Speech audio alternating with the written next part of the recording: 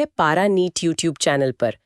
आज हम एक ऐसे विषय पर बात कर रहे हैं जो किसी साइंस फिक्शन फिल्म की कहानी जैसा लगता है, लेकिन ये पूरी तरह से हमारी आज की हकीकत है। बिल्कुल। और आज का हमारा ये सेशन उन सभी के लिए बहुत इंपॉर्टेंट है जो बायोटेक्नोलॉजी और इसकी एप्लीकेशंस को गहराई से समझना चाहते हैं। हाँ, क्योंकि रिसर्च पेपर्स, एग्रीकल्चरल डेटा और मेडिकल जर्नल्स के हमारे आज के सोर्सेज इस बात का सबूत है कि इंसान अब सिर्फ प्रकृति के नियमों का पालन नहीं कर रहा है, बल्कि वो सूक्ष्म जीवों, पौधों और जानवरों के जेनेटिक कोड को दोबारा लिख रहा है। सही कहा। और नीट के पर्सपेक्टिव से ये चैप्टर बहुत ज्यादा वेटेज रखता है।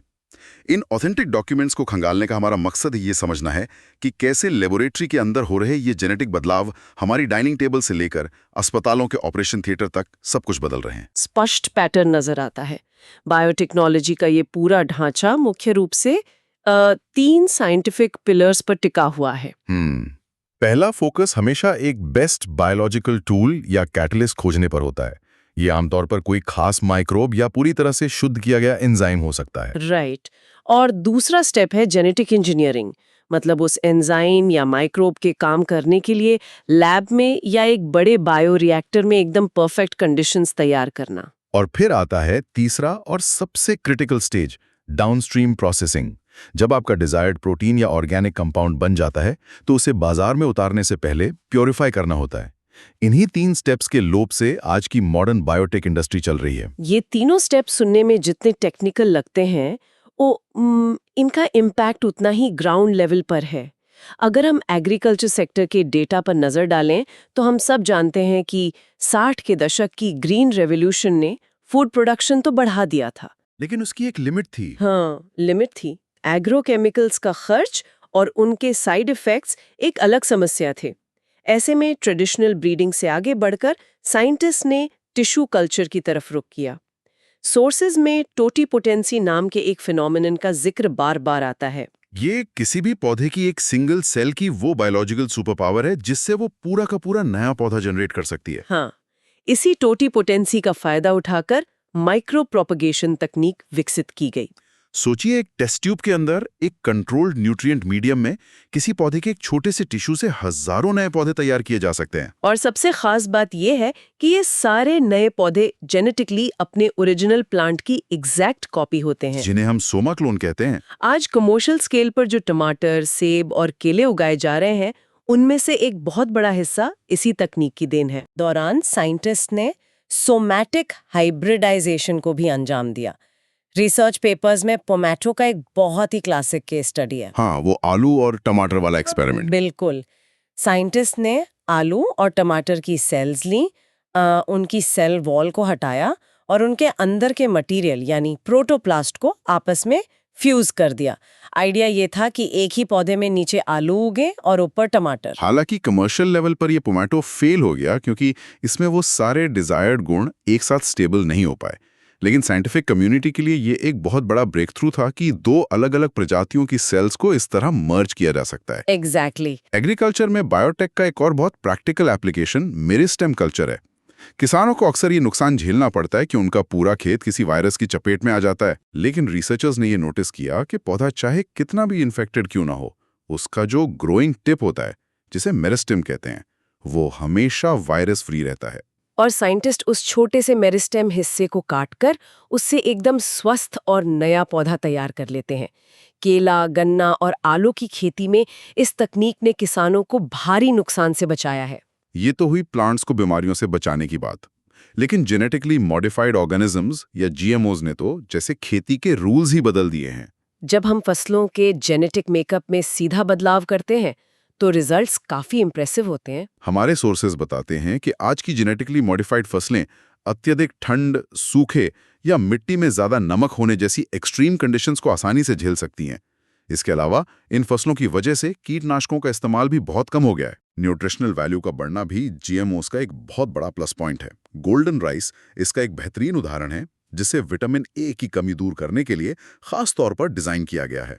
अगर हम एग्रीकल्चर में बायोटेक के एप्लीकेशंस का एक फ्लो चार्ट अपने दिमाग में बनाएं तो ये बहुत सिंपल है। सबसे पहले जीन ट्रांसफर होता है, फिर उस जीन का एक्सप्रेशन होता है पौधे के अंदर, और फाइनली हमें एक इम्प्रूव्ड क्रॉप ट्रेट मिल जाता है, चाहे वो न्यूट्रिशन हो या पेस्ट रेजिस्टेंस। बिल्कुल। और पेस्ट रेजिस्टेंस की बात करें तो जो सबसे फैसिनेटिंग इनोवेशन है वो है बीटी कॉटन।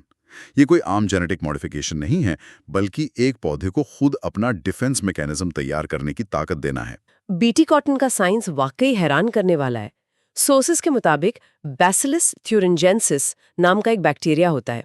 ये बैक्टीरिया एक क्राई जीन कैरी करता है जो एक स्पेसिफिक टॉक्सिक प्रोटीन का निर्माण करता है। साइंटिस्ट ने बहुत ही चालाकी से इस बैक्टीरिया के क्राई जीन को आइसोलेट किया और उसे सीधे कपास के पौधे के डीएनए में इंसर्ट कर दिया। अब वो कपास का पौधा खुद ही उस जहर को बनाने लगा। और यहाँ जो बायोलॉजिकल इंजीनियरिंग काम कर रहे हैं वो बहुत ही सटल है। अक्सर ये डाउट आता है कि अगर वो प्रोटीन इतना जहरीला है तो वो उस ओरिजिनल बैक्टीरिया को या खुद पौधे को नुकसान क्यों नहीं पहुंचाता। इसका जवाब यह है कि ये टॉक्सिन हमेशा प्रोटॉक्सिन यानी इनएक्टिव फॉर्म में रहता है। इसे एक्टिवेट होने के लिए एक स्पेसिफिक अल्कलाइन पीएच की जरूरत होती है, जो कि कॉटन बॉलवर्म जैसे कीड़ों की आंतों में पाया जाता है। जैसे ही वो कीड़ा उस जेनेटिकली मॉडिफाइड पौधे की पत्ती को खाता है, वो इनएक्टिव क्रिस्टल उसके पेट में जाता है। आंतों का अल्कलाइन माहौल उस जहर को तुरंत एक्टिवेट कर देता है। और वो एक्टिव टॉक्सिन कीड़े की आंतों की सरफेस से चिपककर वहां छोटे-छोटे छेद कर देता है। सेल सूज जाती हैं, फट जाती हैं और कीड़े की मौत हो जाती है। इंसानों या दूसरे जानवरों की आंतों का माहौल एसिडिक होता है, इसलिए उन पर इस बीटी टॉक्सिन का कोई असर नहीं होता। ये एक बहुत ही कॉमन एग्जामिनर ट्रैप है जिसे सबको याद रखना चाहिए। बिल्कुल सही पॉइंट है। ये प्रकृति के अपने सिस्टम को हैक करने जैसा है। एग्रीकल्चरल सोर्सेज में एक और बहुत एडवांस डिफेंस मैकेनिज्म का जिक्र है, आरएनए इंटरफेरेंस या आरएनएआई टेक्निक। हाँ, तंबाकू के पौधे को मेलोडाइगाइन इनकॉग्निटा नाम के एक नीमाटोड परजीवी से बहुत खतरा रहता है। ये परजीवी जड़ों में घुस के पूरी फसल बर्बाद कर देता है। इसे निपटने के लिए साइंटिस्ट ने आरएनएआई का इस्तेमाल किया। इस तकनीक को समझना थोड़ा ट्रिकी हो सकता है, लेकिन अगर हम इसे एक बायोलॉजिकल जैमर की तरह सोचें तो ये बहुत आसान है। एग्रोबैक्टीरियम का इस्तेमाल करके साइंटिस्ट ने तंबाकू के पौधे में कुछ खास जीन डाल दिए और ये जीन पौधे के अंदर सेंस और एंटी सेंस नाम के दो तरह के आरएनए बनाते हैं। क्योंकि ये दोनों एक दूसरे के कॉम्प्लीमेंट्री होते हैं, ये आपस में जुड़ के एक डबल स्ट्रैंडेड आरएनए बना लेते हैं। और जैसे ही वो परजीवी पौधे पर हमला करता है और अपना जेनेटिक मटेरियल अंदर डालता है, पौधे का ये डबल स्ट्रैंडेड आरएनए उस परजीवी के स्पेसिफिक मैसेंजर आरएनए को ब्लॉक कर देता है, जिसे साइलेंसिंग कहते हैं। आसान शब्दों में परजीवी को जिंदा रहने के लिए जो जरूरी प्रोटीन बनाना था, ये जैमर उस प्रोटीन के बनने के इंस्ट्रक्शंस को ही बीच में रोक देता है। बिना उस प्रोटीन के परजीवी सरवाइव नहीं कर पाता। अगर एक्सप्लेनेशन क्लियर लग रहा है तो पारा नीट यूट्यूब चैनल को सब्सक्राइब जरूर करें। बिल्कुल। एग्रीकल्चर से आगे बढ़ें तो मेडिकल फील्ड के जो डॉक्यूमेंट्स हमारे पास हैं वो दिखाते हैं कि बायोटेक ने फार्मास्यूटिकल इंडस्ट्री को पूरी तरह से ट्रांसफॉर्म कर दिया है। आज पूरी दुनिया में करीब 30 रिकॉम्बिनेंट थेरेप्यूटिक्स यानी ऐसी दवाइयां जो जेनेटिक इंजीनियरिंग से बनी हैं, इंसानों के इस्तेमाल के लिए अप्रूव हो चुकी हैं। और इनमें से 12 तो भारत के मार्केट में ही मौजूद हैं। इनका सबसे बड़ा एडवांटेज ये है कि ये हमारी बॉडी में कोई अनवांटेड इम्यून रिएक्शन ट्रिगर नहीं करती। इम्यून रिएक्शन वाली बात जेनेटिकली इंजीनियर्ड इंसुलिन के केस में सबसे ज्यादा रेलेवेंट है। अगर हम कुछ दशक पीछे जाएं तो डायबिटीज के मरीजों को सुअर और गाय के पैनक्रियाज से निकाला गया इंसुलिन दिया जाता था। क्योंकि वो एक दूसरे जानवर का प्रोटीन था, इसलिए इंसानी शरीर का इम्यून सिस्टम उसे एक फॉरेन पार्टिकल की तरह ट्रीट करने लगता था, जिससे कई मरीजों को भयंकर एलर्जी या दूसरे साइड इफेक्ट्स होते थे। और इस प्रॉब्लम का सॉल्यूशन 1983 में आया, जब एली लिली नाम की एक अमेरिकन कंपनी ने लैब के अंदर प्योर ह्यूमन इंसुलिन बनाने का तरीका ढूंढ निकाला। मेडिकल सोर्सेज में इस प्रोसेस को काफी डिटेल में समझाया गया है। अगर हम इसे स्टेप बाय स्टेप समझें तो ह्यूमन बॉडी में इंसुलिन शुरुआत में एक प्रो हार्मोन के तौर पर सिंथेसाइज होता है। इसे एक ड्राफ्ट डॉक्यूमेंट की तरह समझ सकते हैं, जिसे फाइनल होने से पहले थोड़ा एडिट करना पड़ता है। इस प्रो हार्मोन में 3 चेन्स होती हैं, ए, बी और एक एक्स्ट्रा सी पेप्टाइड चेन। जब ये इंसुलिन मैच्योर होता है तो बॉडी उस सी पेप्टाइड को काट कर हटा देती है और सिर्फ ए और बी चेन्स आपस में जुड़कर फाइनल एक्टिव इंसुलिन बनाती हैं। लेबोरेटरी में सबसे बड़ा चैलेंज यही था कि बैक्टीरिया के अंदर ये कटिंग और एडिटिंग कैसे की जाए, क्योंकि बैक्टीरिया खुद से उस सी पेप्टाइड को नहीं हटा सकता था। एग्जैक्टली। एली लिली कंपनी ने बहुत ही स्मार्ट तरीका निकाला। उन्होंने प्रो हार्मोन बनाने के बजाय सिर्फ ए चेन और बी चेन के जेनेटिक सीक्वेंस अलग-अलग तैयार किए। फिर इन दोनों सीक्वेंसेस को ई कोलाई बैक्टीरिया के प्लाज्मिड में अलग-अलग डाल दिया, यानी एक बैक्टीरिया का बैच सिर्फ ए चेन बना रहा था और दूसरा बैच सिर्फ बी चेन। इसके बाद उन दोनों चेन्स को बैक्टीरिया से बाहर निकालकर केमिकली डाइसल्फाइड बॉन्ड्स के जरिए आपस में जोड़ दिया गया। और नतीजा था 100% प्योर ह्यूमन इंसुलिन, जिसमें कोई सी पेप्टाइड नहीं था और जो मरीजों में कोई एलर्जी पैदा नहीं करता था। ये साइंस की एक मॉन्यूमेंटल जीत थी। लेकिन बात सिर्फ दवाइयां बनाने तक नहीं रुकी।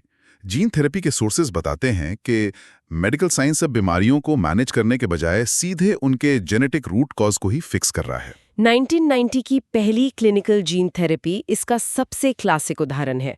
वो केस स्टडी वाकई बहुत मार्मिक है। एक 4 साल की बच्ची जो एडीए यानी एडेनोसिन डीएमिनेज नाम के एक एंजाइम की कमी से जूझ रही थी। ये एंजाइम इम्यून सिस्टम को फंक्शन करने के लिए बहुत जरूरी होता है। इसके बिना एक मामूली सा इन्फेक्शन भी जानलेवा हो सकता है। आमतौर पर इसका इलाज बोन मैरो ट्रांसप्लांट या फिर जिंदगी भर महंगे एंजाइम रिप्लेसमेंट इंजेक्शन लेने से होता है, जो कि कोई परमानेंट सोल्यूशन नहीं है। लेकिन जीन थेरेपी में साइंटिस्ट्स ने एक अलग अप्रोच ली। इसका प्रोसेस फ्लोचार्ट भी काफी स्ट्रेट फॉरवर्ड है। सबसे पहले पेशेंट के खून से लिम्फोसाइट्स यानी व्हाइट ब्लड सेल्स को निकाला जाता है। फिर एक रेट्रोवायरल वेक्टर का इस्तेमाल करके एक हेल्दी और फंक्शनल एडीए जीन उन लिम्फोसाइट्स के अंदर डाल दिया जाता है। और फाइनली उन जेनेटिकली करेक्टेड सेल्स को वापस पेशेंट के शरीर में चढ़ा दिया जाता है। लेकिन क्योंकि ये खून की कोशिकाएं अमर नहीं होती, इनकी एक लाइफ साइकिल होती है जिसके बाद ये मर जाती हैं, इसलिए पेशेंट को समय समय पर ये जेनेटिकली मॉडिफाइड सेल्स दोबारा चढ़ानी पड़ती हैं। ये एक सोमैटिक थेरेपी है। और मेडिकल डॉक्यूमेंट्स ये भी पॉइंट आउट करते हैं कि अगर ये सेम ट्रीटमेंट किसी मरीज की अर्ली एम्ब्रियोनिक स्टेज में ही कर दिया जाए, जब बोन मैरो की सेल्स बन ही रही होती हैं, तो वो बीमारी हमेशा के लिए जड़ से खत्म हो सकती है। इसे जर्मलाइन थेरेपी कहते हैं। एकदम सही। और पारानीट पर ऐसे ही डिटेल नीट लेक्चर्स मिलते रहेंगे। प्रिवेंशन और अर्ली डायग्नोसिस की जब बात आती है तो सोर्सेज मॉलिक्यूलर डायग्नोसिस के रोल को भी बहुत हाईलाइट करते हैं। पहले जो यूरिन या ब्लड टेस्ट होते थे, वो किसी भी बीमारी को तब पकड़ पाते थे जब शरीर में पैथोजन का कॉन्सेंट्रेशन बहुत ज्यादा हो चुका होता था और तब तक मरीज के शरीर को काफी नुकसान हो चुका होता था। लेकिन अब पीसीआर यानी पॉलीमरेज चेन रिएक्शन जैसी तकनीकों ने डायग्नोसिस का गेम ही चेंज कर दिया है। पीसीआर बेसिकली एक बायोलॉजिकल फोटोकॉपियर की तरह काम करता है। अगर शरीर में किसी वायरस या बैक्टीरिया के डीएनए या आरएनए का एक छोटा सा अंश भी मौजूद है, तो पीसीआर उसे एम्प्लीफाई करके लाखों करोड़ों गुना बढ़ा देता है। इसी तकनीक की मदद से एचआईवी या कैंसर से जुड़े जेनेटिक म्यूटेशंस का पता तब लग जाता है जब बीमारी के कोई फिजिकल लक्षण सामने आए भी नहीं होते। और इसी तरह एलाइजा टेस्ट है जो सीधे एंटीजन एंटीबॉडी इंटरैक्शन के सिद्धांत पर काम करता है और बेहद सटीकता से इन्फेक्शन को डिटेक्ट कर लेता है। इन मेडिकल और एग्रीकल्चरल एडवांसेस के पैरेलल एक और बहुत बड़ा रिसर्च एरिया है जिसके बिना बायोटेक का ये पूरा स्ट्रक्चर अधूरा है। वो है ट्रांसजेनिक एनिमल्स। जो डेटा मौजूद है वो बताता है कि दुनिया भर की लैब्स में जितने भी जेनेटिकली मॉडिफाइड जानवर हैं, उनमें से 95% से ज़्यादा सिर्फ चूहे हैं। चूहों का इतना ज़्यादा इस्तेमाल होना कोई इत्तेफाक नहीं है। रिसर्च डॉक्यूमेंट्स में ट्रांसजेनिक जानवरों को बनाने के 5 बहुत ही स्पेसिफिक कारण दिए गए हैं। इसे हम एक टेबल की तरह समझ सकते हैं। पहला कॉलम है हमारी अपनी फिजियोलॉजी और नॉर्मल डेवलपमेंट को समझना। साइंटिस्ट ये देखना चाहते हैं कि कोई पर्टिकुलर जीन हमारे शरीर के विकास को कैसे रेगुलेट करता है। इसके लिए वो जानवरों की जीन को ऑल्टर करके देखते हैं कि उनके ग्रोथ फैक्टर्स पर क्या असर पड़ रहा है। टेबल का दूसरा पॉइंट है इंसानी बीमारियों के लिए डिजीज मॉडल्स तैयार करना। आज हमारे पास कैंसर, अल्जाइमर्स, सिस्टिक फाइब्रोसिस और रोमेटॉइड अर्थराइटिस जैसी बीमारियों के ट्रांसजेनिक एनिमल मॉडल्स मौजूद हैं। इन जानवरों के डीएनए में वो म्यूटेशंस डाले जाते हैं जो इंसानों में ये बीमारियां पैदा करते हैं। इससे हमें बीमारी के प्रोग्रेशन को समझने का मौका मिलता है। तीसरा यूज है बायोलॉजिकल प्रोडक्ट्स का निर्माण। ये बहुत इंटरेस्टिंग है। 1997 में साइंटिस्ट्स ने रोजी नाम की एक ट्रांसजेनिक गाय डेवलप की। इस गाय के जेनेटिक कोड को इस तरह ऑल्टर किया गया था कि ये अपने दूध में मानव अल्फा लैक्टिलब्यूमिन प्रोड्यूस करने लगी। रोजी के 1 लीटर दूध में करीब 2.4 ग्राम अल्फा लैक्टिलब्यूमिन होता था, जो कि नॉर्मल गाय के दूध के मुकाबले इंसानी बच्चों के लिए न्यूट्रिशनली बहुत ज्यादा बैलेंस्ड और फायदेमंद था। इसी तरह एम्फाइसीमा के इलाज के लिए अल्फा-1 एंटीट्रिप्सिन बनाने के लिए भी ट्रांसजेनिक जानवरों का ही सहारा लिया जा रहा है। चौथा कारण है वैक्सीन सेफ्टी टेस्टिंग।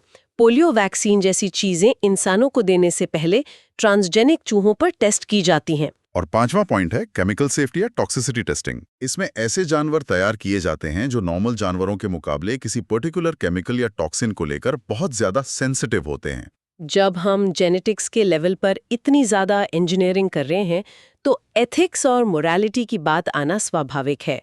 जीवन के बेसिक कोड के साथ इस तरह की छेड़छाड़ बिना किसी रेगुलेशन के नहीं हो सकती। हमारे सोर्सेज में स्पष्ट रूप से बताया गया है कि भारत सरकार ने इस पूरी बायोटेक रिसर्च को मॉनिटर करने के लिए GEAC यानी जेनेटिक इंजीनियरिंग अप्रूवल कमेटी बनाई है। ये कमेटी हर रिसर्च प्रपोजल का इवैल्यूएशन करती है और ये तय करती है कि कौन सा जेनेटिकली मॉडिफाइड ऑर्गेनिज्म एनवायरनमेंट या पब्लिक यूज के लिए सेफ है और कौन सा नहीं। बायोएथिक्स और रेगुलेशंस के साथ साथ एक और बहुत बड़ा लीगल इशू है बायोपायरेसी का। बायोपायरेसी का मतलब है जब कोई मल्टीनेशनल कंपनी या कोई विकसित देश किसी विकासशील देश के बायोलॉजिकल रिसोर्सेज का कमर्शियल इस्तेमाल करता है, उन पर बायो पेटेंट ले लेता है और बदले में उस देश या वहां के लोगों को ना तो कोई क्रेडिट देता है और ना ही कोई फाइनेंशियल मुआवजा।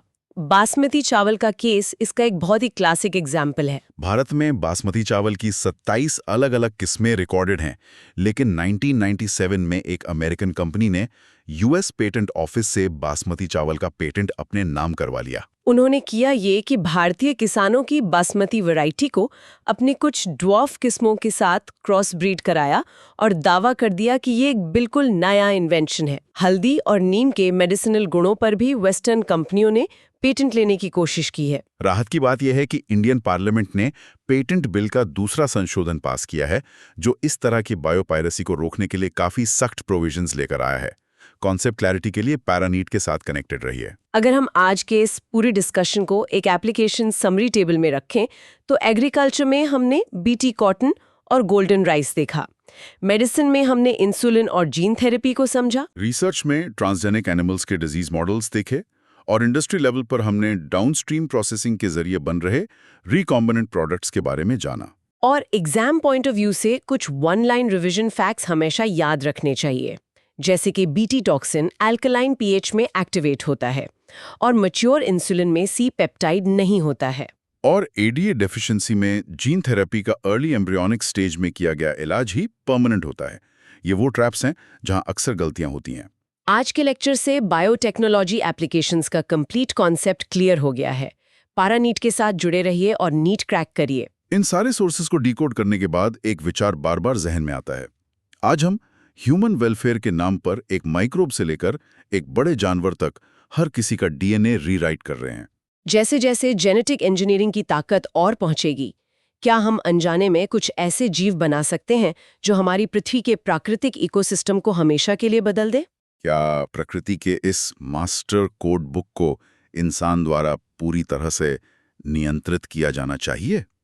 ये सोचने वाली बात है। ये वाकई एक बहुत ही गहरा सवाल है। क्या हम सच में इस ताकत को संभालने के लिए तैयार हैं? ये सवाल हम सब के सोचने के लिए छोड़ते हैं।